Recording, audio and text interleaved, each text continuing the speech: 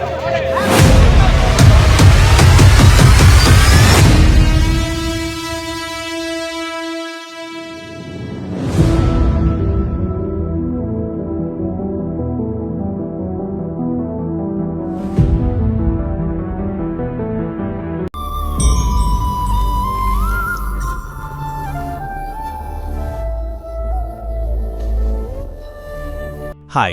ಎಲ್ಲರಿಗೂ ನಮಸ್ಕಾರ. ಇದು ಗಾಜಾ BGMS ಯೂಟ್ಯೂಬ್ ಚಾನೆಲ್. ಯಾರೆಲ್ಲ ಮೊದಲನೇ ಬಾರಿ ನಮ್ಮ ವಿಡಿಯೋ ನೋಡ್ತಾ ಇದ್ದೀರಾ, ದಯವಿಟ್ಟು ಈಗಲೇ ಸಬ್ಸ್ಕ್ರೈಬ್ ಮಾಡಿ ಸಪೋರ್ಟ್ ಮಾಡಿ. ಹಾಗೆಯೇ ನಿಮ್ಮ ಸ್ನೇಹಿತರಿಗೂ ಈ ವಿಡಿಯೋವನ್ನು ಶೇರ್ ಮಾಡಿ. ಸ್ನೇಹಿತರೆ, ನಾನು ಇವಾಗ ಬೈಕಲ್ಲಿ ಹೋಗ್ತಾ ಇದ್ದೀನಿ. ನೋಡಿ, ಇದು ಹೊಸಪೇಟೆಯ ಬೈಪಾಸ್ ರಸ್ತೆ. ರಸ್ತೆ ಅಂತೂ ತುಂಬಾ ಸಖತ್ತಾಗಿದೆ. ರೈಡ್ ಮಾಡೋಕೆ ಮಜಾ ಬರ್ತಾ ಇದೆ.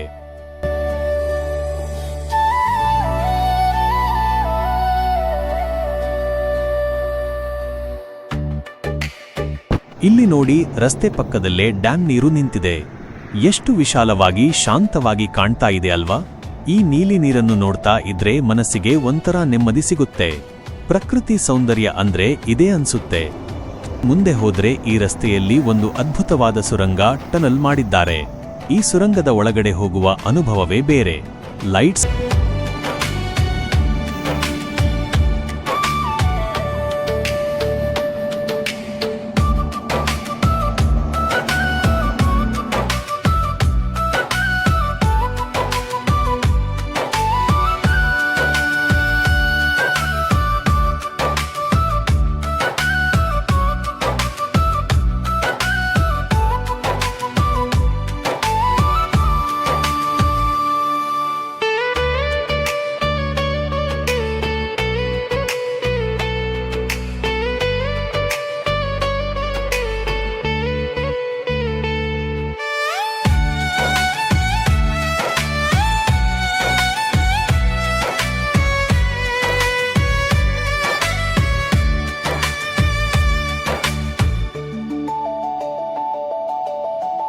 ಹೊಸ ಸುರಂಗದ ಟನಲ್ ಒಳಗಡೆ ಹೋಗ್ತಾ ಇದ್ದೀವಿ.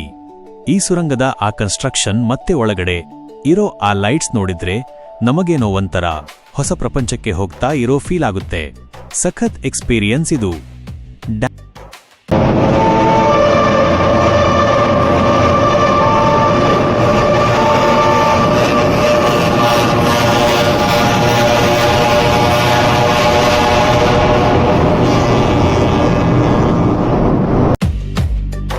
ನಾವು ಹಂಪಿಗೆ ತಲುಪಿದ್ವಿ. ಕಲ್ಲಿನಲ್ಲಿ ಕೆತ್ತಿದ ಈ ಅದ್ಭುತ ಕಲೆಗಳನ್ನು ನೋಡಿದ್ರೆ ನಮಗೆ ಆ ಕಾಲದ ವಿಜಯನಗರ ಸಾಮ್ರಾಜ್ಯದ ವೈಭವ ಕಣ್ಣ ಮುಂದೆ ಬರುತ್ತೆ.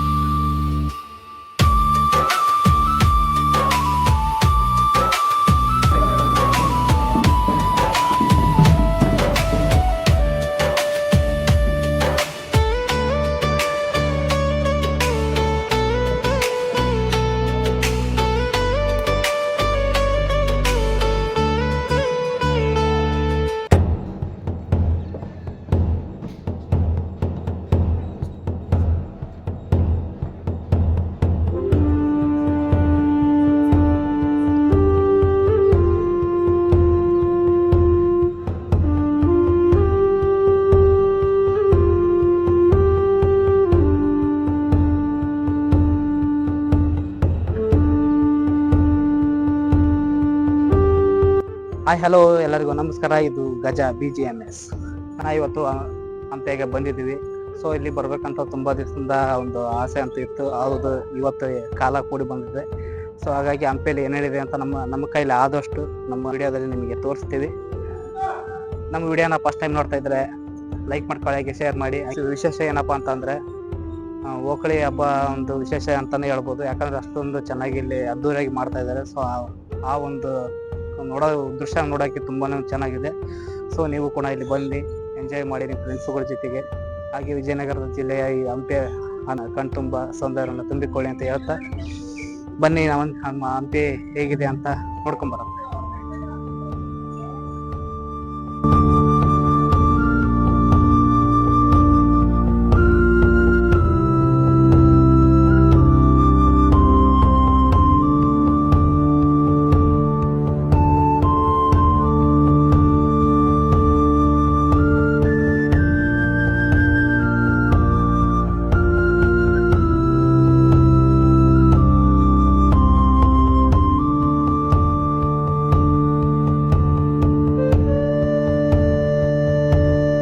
ನಾವು ಹಂಪಿಯ ಅತ್ಯಂತ ಪವಿತ್ರ ಮತ್ತು ಪುರಾತನ ತಾಣವಾದ ಶ್ರೀ ವಿರೂಪಾಕ್ಷ ದೇವಸ್ಥಾನದಲ್ಲಿದ್ದೇವೆ. ಸುಮಾರು 7ನೇ ಶತಮಾನದಿಂದಲೂ ನಿರಂತರವಾಗಿ ಪೂಜೆ ನಡೆಯುತ್ತಾ ಬಂದಿರುವ ಏಕೈಕ ದೇವಸ್ಥಾನವಿದು. ಇದರ ಹಿಂದೆ ಅದೆಷ್ಟೋ ಇತಿಹಾಸ ಮತ್ತು ವಿಸ್ಮಯಗಳಿವೆ. ಬನ್ನಿ ನೋಡೋಣ. ಒಂದು ಇತಿಹಾಸ ಮತ್ತು ವಿಶೇಷತೆ. ಈ ದೇವಸ್ಥಾನವು ವಿಜಯನಗರ ಸಾಮ್ರಾಜ್ಯದ ಕುಲದೈವವಾದ ವಿರೂಪಾಕ್ಷನಿಗೆ ಶಿವ ಸಮರ್ಪಿತವಾಗಿದೆ. ಹಂಪಿಯ ಸ್ಮಾರಕಗಳೆಲ್ಲವೂ ನಾಶವಾದರೂ ಈ ಭವ್ಯ ದೇವಸ್ಥಾನವು ಇಂದಿಗೂ ಸುಭದ್ರವಾಗಿ ನಿಂತಿದೆ.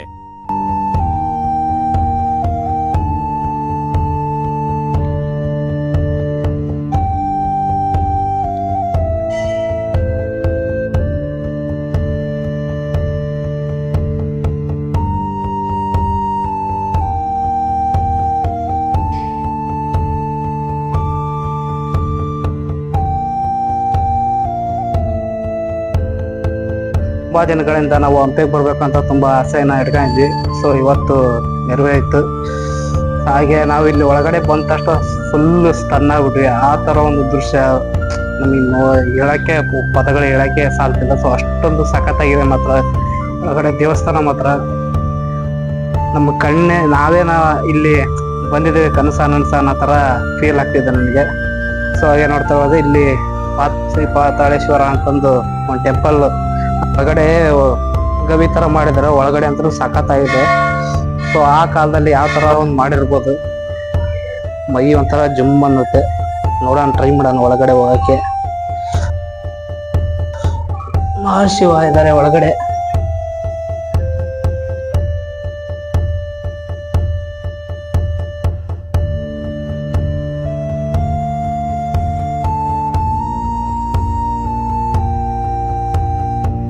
ಓಂ ನಮಃ ಶಿವಾಯ.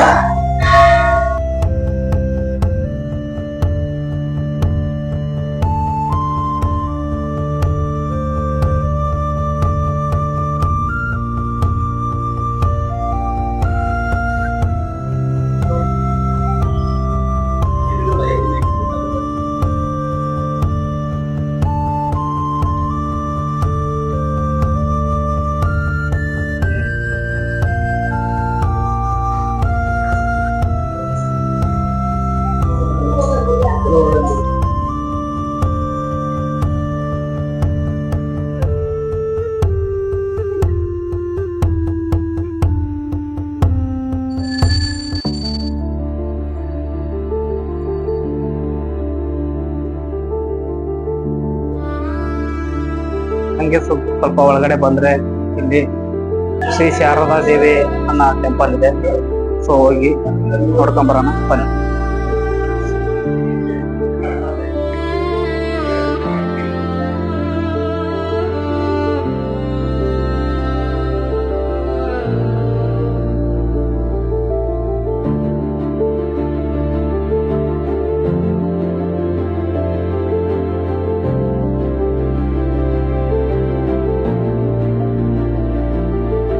ಒಂದು ಪಾಸಿಟಿವ್ ವೈವ್ ಇದೆ.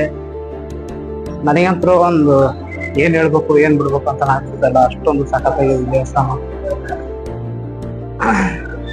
ಒಂದೊಂದು ಕಲ್ಲು ಕೂಡ ಒಂದೊಂದು ಕೆತ್ತನೆ ಏನಿದೆಯಲ್ಲ, ತುಂಬಾನೇ ಒಂದು ಇಲ್ಯೂಷನೆ ಮಾಡಿ ಅದನ್ನ ಆ ಟೈಮಲ್ಲಿ ಆ ತರ ಒಂದು ಕೆತ್ತಿದಾರ ಅಂತ ರಿಯಲಿ ಹ್ಯಾಟ್ಸ್ ಆಫ್ ಅಂತಾನೆ ಹೇಳ್ಬೋದು. ಸೊ ಆ ತರ ಒಂದು ಕೆತ್ತನೆಯನ್ನ ನಾನು ಇದುವರೆಗೂ ಯಾವ ದೇವಸ್ಥಾನದಲ್ಲಿ ಕೂಡ ನಾನು ನೋಡಿರ್ಲಿಕ್ಕಿಲ್ಲ.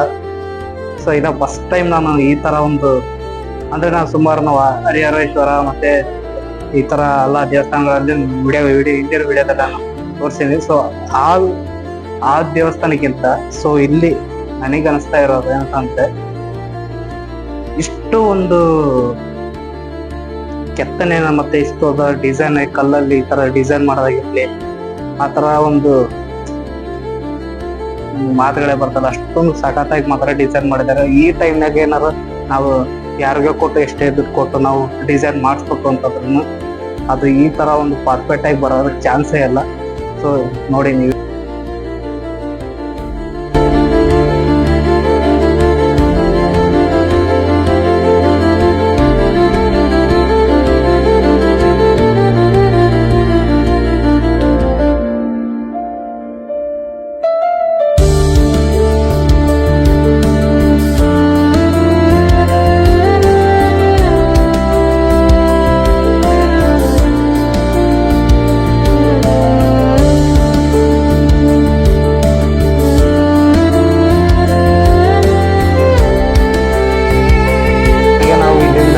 ಪ್ರಮುಖ ಆಕರ್ಷಣೆ ಎಂದರೆ 160 ಅಡಿ ಎತ್ತರದ ಭವ್ಯವಾದ ಗೋಪುರ.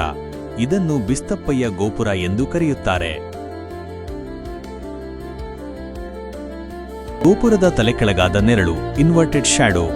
ವಿರೂಪಾಕ್ಷ ದೇವಾಲಯದ ಒಂದು ಸಣ್ಣ ಕೋಣೆಯಲ್ಲಿ ಗೋಡೆಯ ಮೇಲೆ ದೇವಾಲಯದ ದೊಡ್ಡ ರಾಜಗೋಪುರದ ನೆರಳು ತಲೆಕೆಳಗಾಗಿ ಬೀಳುತ್ತದೆ. ಪ್ರವಾಸಿಗರು ಆ ಕತ್ತಲೆ ಕೋಣೆಯಲ್ಲಿ ಗೋಡೆಯ ಮೇಲೆ ಬೀಳುವ ಈ ದೃಶ್ಯವನ್ನು ನೋಡಿ ಆಶ್ಚರ್ಯಪಡುತ್ತಾರೆ. 2. ಪಿನ್ಹೋಲ್ ಕ್ಯಾಮರಾ ತತ್ವ. ಪಿನ್ಹೋಲ್ ಕ್ಯಾಮರಾ ಎಫೆಕ್ಟ್. ಇದು ಯಾವುದೇ ಪವಾಡವಲ್ಲ, ಬದಲಿಗೆ ಅಂದಿನ ಕಾಲದ ವಾಸ್ತುಶಿಲ್ಪದ ಚಾತುರ್ಯ. ಗೋಡೆಯಲ್ಲಿರುವ ಒಂದು ಸಣ್ಣ ರಂಧ್ರದ ಮೂಲಕ ಸೂರ್ಯನ ಬೆಳಕು ಹಾದು ಬಂದಾಗ ಅದು ಎದುರಿನ ಗೋಡೆಯ ಮೇಲೆ ಗೋಪುರದ ಬಿಂಬವನ್ನು ತಲೆಕೆಳಗಾಗಿ ಮೂಡಿಸುತ್ತದೆ. ಇದನ್ನು ವಿಜ್ಞಾನದಲ್ಲಿ ಪಿನ್ಹೋಲ್ ಕ್ಯಾಮರಾ ಎಫೆಕ್ಟ್ ಎಂದು ಕರೆಯಲಾಗುತ್ತದೆ. 3. ಜನರು ಕಣ್ಣು ಮುಚ್ಚಿ ಏನು ಮಾಡುತ್ತಾರೆ? ಸೂರ್ಯನ ಬಿಸಿಲು ಅಥವಾ ಪ್ರಕಾಶಮಾನವಾದ ಬೆಳಕಿನಿಂದ ಕತ್ತಲೆ ಕೋಣೆಗೆ ಬಂದಾಗ ತಕ್ಷಣ ನೆರಳು ಕಾಣಿಸುವುದಿಲ್ಲ. ಹಾಗಾಗಿ ಜನರು ಸ್ವಲ್ಪ ಹೊತ್ತು ಕಣ್ಣು ಮುಚ್ಚಿ ನಂತರ ನೋಡುತ್ತಾರೆ. ಇದರಿಂದ ಅವರ ಕಣ್ಣುಗಳು ಕತ್ತಲೆಗೆ ಹೊಂದಿಕೊಳ್ಳುತ್ತವೆ ಮತ್ತು ಗೋಡೆಯ ಮೇಲಿನ ನೆರಳು ಸ್ಪಷ್ಟವಾಗಿ ಕಾಣಿಸುತ್ತದೆ.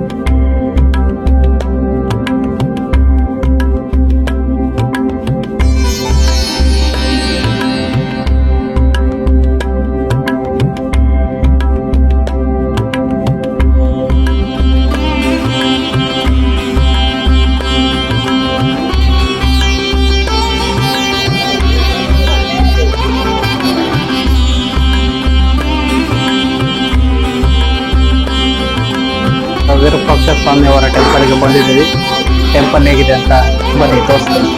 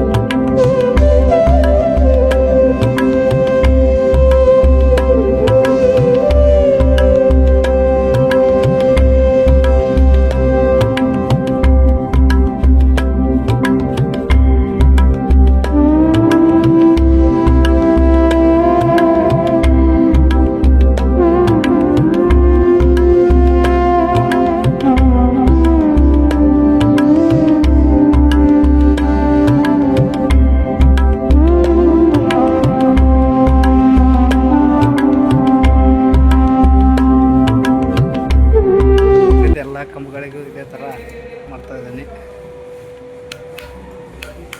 ನೋಡ್ತಾ ಇರ್ಬೋದು.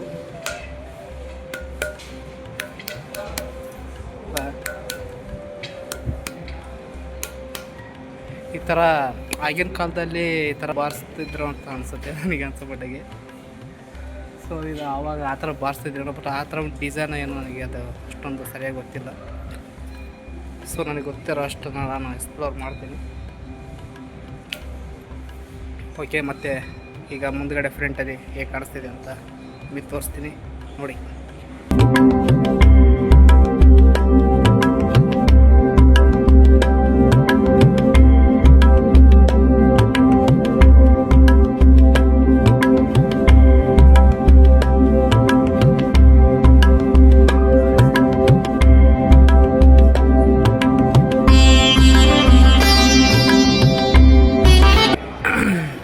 ಇದು ನಾರ್ಮಲಾಗಿ ಈ ಥರ ಬಾರಿಸಿದ್ರೆ ಇದು ಬರೋದಲ್ಲ, ಅದು ತಬಲ ಎಲ್ಲ ಬಾರಿಸಿರ್ತಾರಲ್ಲ ಹಿಂಗೆ ಈ ಥರ ಇದು ಮಾಡಿದ್ರೆ ಬರುತ್ತೆ ಅದು ಸೌಂಡ್. ತಬಲ ಬಾರಿಸಲ್ಲ, ಆ ಥರ ಬಾರಿಸಲೆ. ಹಾಂ, ಈಗ ಬತ್ತು ನೋಡಿ ಸೌಂಡ್. ವಿಜಯನಗರದ ಈ ಭವ್ಯ ಇತಿಹಾಸ ಮತ್ತು ವಿರೂಪಾಕ್ಷ ದೇವಸ್ಥಾನದ ದರ್ಶನ ನಿಮಗೆ ಇಷ್ಟವಾಗಿದ್ದರೆ ಈ ವಿಡಿಯೋವನ್ನು ಲೈಕ್ ಮಾಡಿ ಮತ್ತು ಶೇರ್ ಮಾಡಿ. ಹಂಪಿಯ ಇಂತಹ ಇನ್ನೂ ಹೆಚ್ಚಿನ ವಿಡಿಯೋಗಳಿಗಾಗಿ ನಮ್ಮ ಚಾನೆಲ್ ಸಬ್ಸ್ಕ್ರೈಬ್ ಮಾಡಿ. ಧನ್ಯವಾದಗಳು.